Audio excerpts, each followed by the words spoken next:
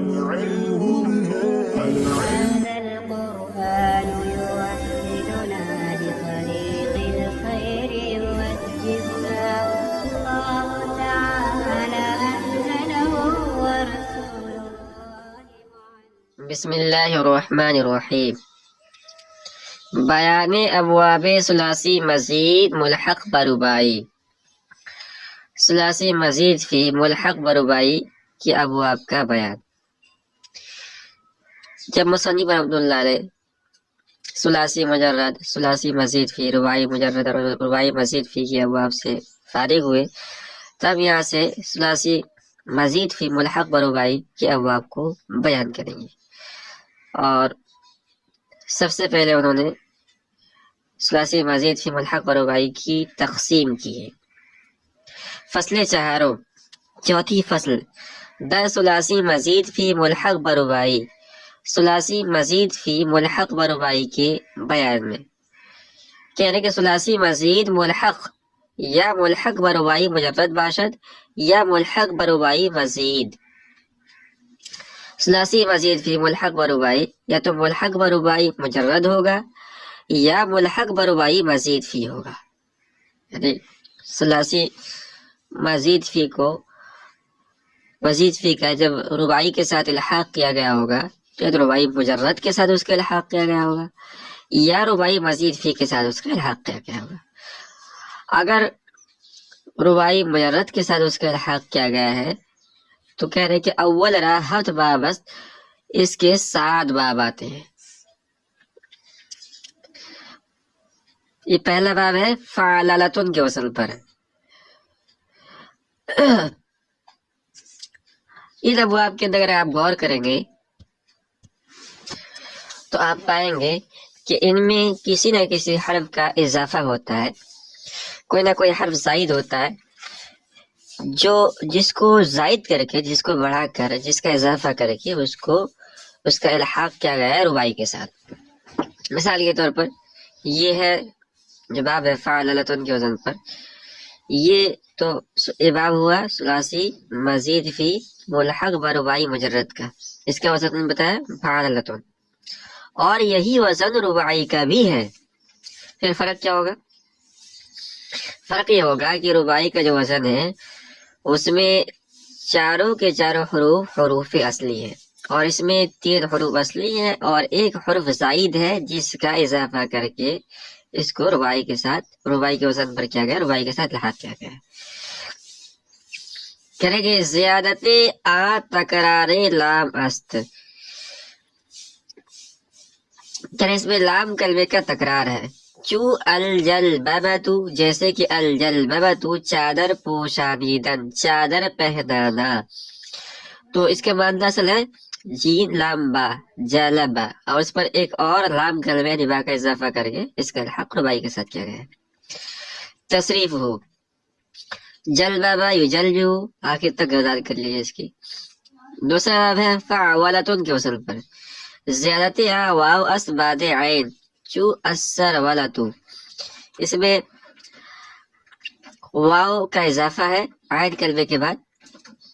چو اثر ولتو، جیسے کہ اثر ولتو شلوار پوشانیدن، پائجامہ پہنانا. اس کی بھی گردان کر لیجیے. سر والا یسرلو، آخر تک گردان کر لیجیے. تیسرا باب ہے فعلتن کے وزن پر، کہہ رہے زیادت یا بعد فا.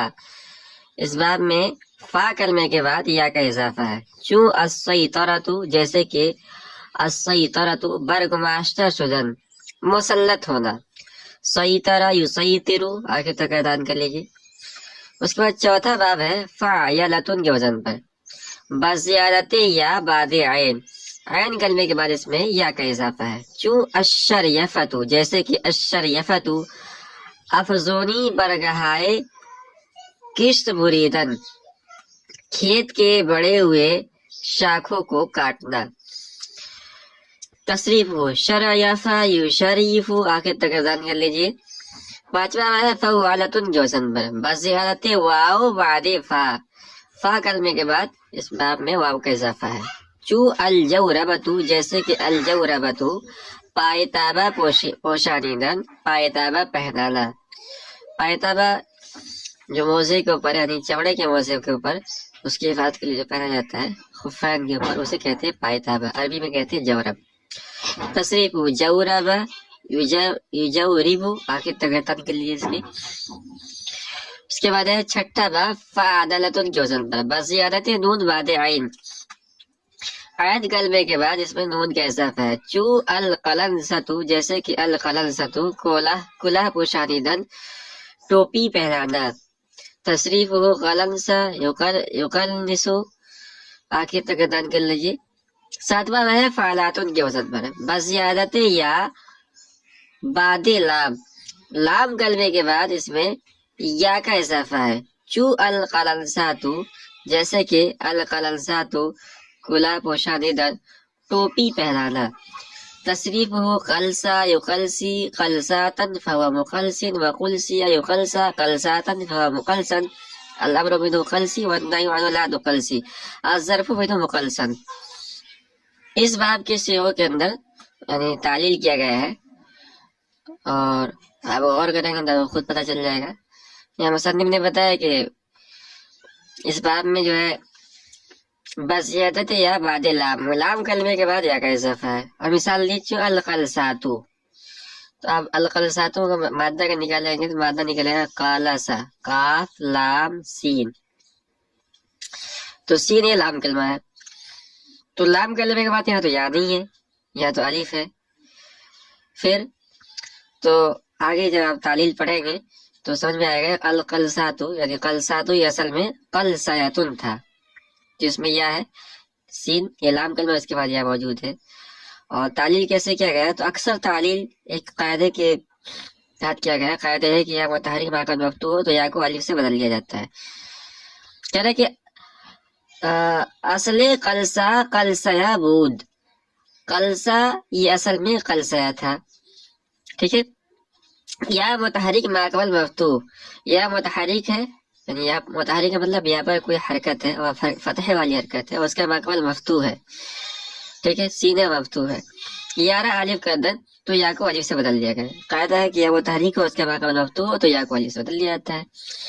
وہم چنی قلساتن مصدر کے قلسیاتن بول. اسی طرح جو قلساتن مصدر ہے یہ اصل میں قلسیاتن تھا. تو یہاں بھی یا متحرک ہے اس کا ماقبل مفتوح ہے لہذا یا کو الف سے بدل دیا تو قلساتن ہو گیا. کہہ رہے کہ وہم چنی یقلسا مضارع مجہول کی اصل یقلسیو بول. اسی طرح یقلسا جو مضارع مجہول کا صیغہ ہے اصل میں یقلسیو تھا. ودرب مقلسن اس میں بھی قاعدہ ہوا یا متحرک ماقبل مفتوح ہے لہذا یا کو الف سے بدل دیا تو یقلسا ہو گیا. کہہ رہے ودرب مقلسن مفعول کی اصل آپ مقلسیون بول. اب اس میں مفعول کا جو صیغہ ہے فهو مقلسن تو یہ اصل میں کیا تھا.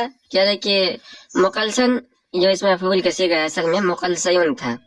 کہہ رہے لیکن درا الف بسبب اجتماع ساکنین و تنوین افتاد. لیکن اس میں الف اجتماع ساکنین کی وجہ سے تنوین کے ساتھ گر گیا. تو اس میں بھی وہی قاعدہ جاری ہوگا یا متحرک ماقبل مفتوح ہے اس لیے ہم نے اس یا کو الف سے بدل دیا. اب دو ساکن اکٹھے ہو گئے، ایک تو الف اور دوسرا تنوین. تو اجتماع ساکنین کی وجہ سے ہم نے الف کو گرا دیا تو مقلسن ہو گیا.